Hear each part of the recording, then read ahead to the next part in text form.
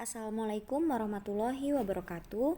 Perkenalkan, saya Karisma Dwi Cahyani dan 4 rekan saya yaitu Erni Linda Ermala, Intan Apri Wulandari, Musdalifah Febrianti, dan Salsabila Palupi. Kami berasal dari kelompok 4 Fisika 5A. Di sini kami akan menyampaikan materi Rayleigh-Jeans mata kuliah Fisika Kuantum.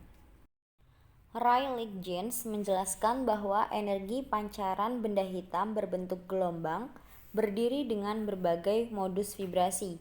Tiap vibrasi mempunyai 2 derajat bebas, satu untuk energi kinetik dan yang lain untuk energi potensial. Teori Rayleigh-Jeans menyimpang jauh dari hasil eksperimen dan hanya cocok untuk daerah spektrum cahaya tampak, yaitu hijau, kuning, dan merah. Sedangkan untuk daerah spektrum dengan panjang gelombang pendek tidak cocok. Kegagalan teori tersebut dikenal dengan katastrof ultraviolet atau bencana ultraviolet. Baiklah, saya akan melanjutkan materi selanjutnya. Di sini terlihat kurva radiasi benda hitam yang seharusnya. Blackbody radiation surface. Persamaan Rayleigh-Jeans merupakan salah satu solusi dari pandangan fisika klasik untuk menjelaskan fenomena radiasi benda hitam. Ia berhasil menerangkan spektrum energi untuk panjang gelombang yang besar atau energi yang rendah, tetapi gagal untuk panjang gelombang yang kecil. Rayleigh-Jeans menurunkan distribusi intensitas, yaitu rumusnya I lambda sama dengan 2 V KTC per lambda pangkat 4. Keterangannya, I lambda adalah distribusi intensitas atau W per M pangkat 2. K adalah tetapan Boltzmann tau 1,38 dikali 10 pangkat min 23 J per K. C adalah kecepatan cahaya di ruang hampa 3 kali 10 pangkat 8 M per S. T adalah suhu mutlak benda. K lambda adalah panjang gelombang yang dipancarkan atau M.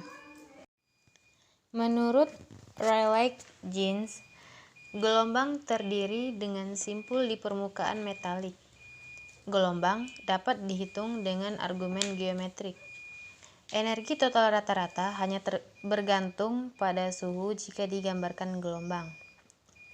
Maka di situ terlihat gambar gelombang dan terdapat variabel X sama dengan jarak ujung sampai pangkal gelombang, lambda sama dengan panjang gelombang, N sama dengan banyak puncak, bukit, dan lembah. Untuk setiap waktu sama dengan T. Simpul atau ujung berlaku 2πx per lambda sama dengan np, dengan n sama dengan bilangan bulat.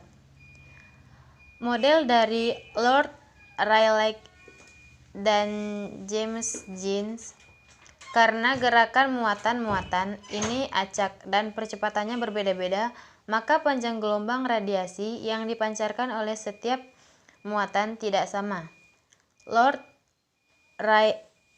Rayleigh dan James Jeans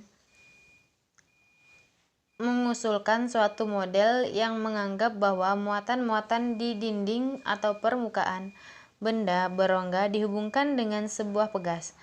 Ketika suhu benda dinaikkan, muatan-muatan ini mendapatkan energi kinetiknya untuk bergetar sehingga ada percepatan yang menimbulkan radiasi benda hitam. Selanjutnya, teori radiasi benda hitam Planck. Pada tahun 1900, Planck mengembangkan teori radiasi benda hitam yang mengarah pada persamaan intensitas radiasi.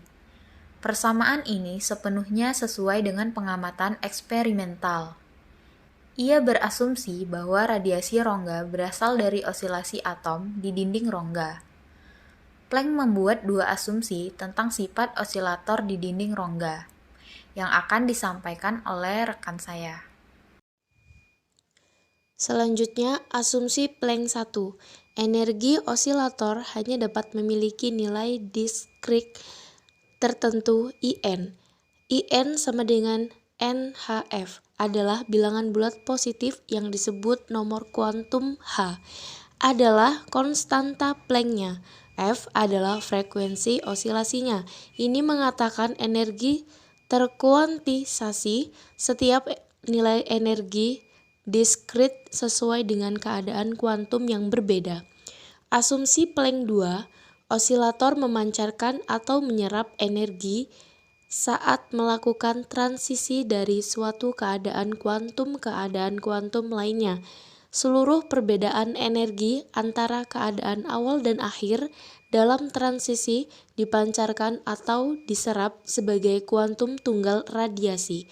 Sebuah osilator memancarkan atau menyerap energi sejak ketika itu mengubah keadaan kuantum. Analisis Rayleigh-Jeans. Radiasi yang keluar ini dianggap sebagai radiasi benda hitam. Ketika benda berongga dipanaskan, elektron-elektron atau molekul-molekul pada dinding rongga akan mendapatkan tambahan energi, sehingga bergerak dipercepat. Menurut teori elektromagnetik, muatan yang akan dipercepat akan memancarkan radiasi. Radiasi inilah yang disebut sebagai sumber radiasi benda hitam.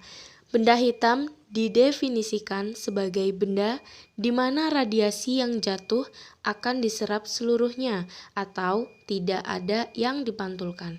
Benda hitam sempurna sukar didapatkan.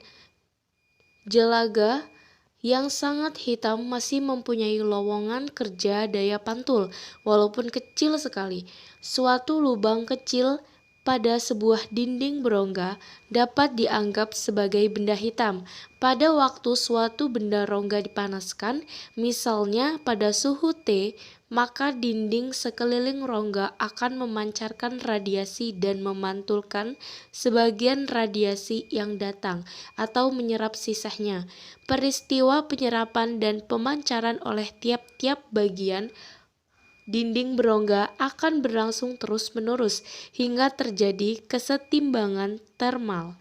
Pada keadaan setimbang, suhu tiap-tiap dinding sudah sama besar sehingga radiasi yang dipancarkan sama dengan energi yang diserapnya. Dalam keadaan ini, rongga dipenuhi gelombang-gelombang yang dipancarkan oleh tiap-tiap titik pada dinding rongga. Radiasi dalam rongga ini bersifat uniform.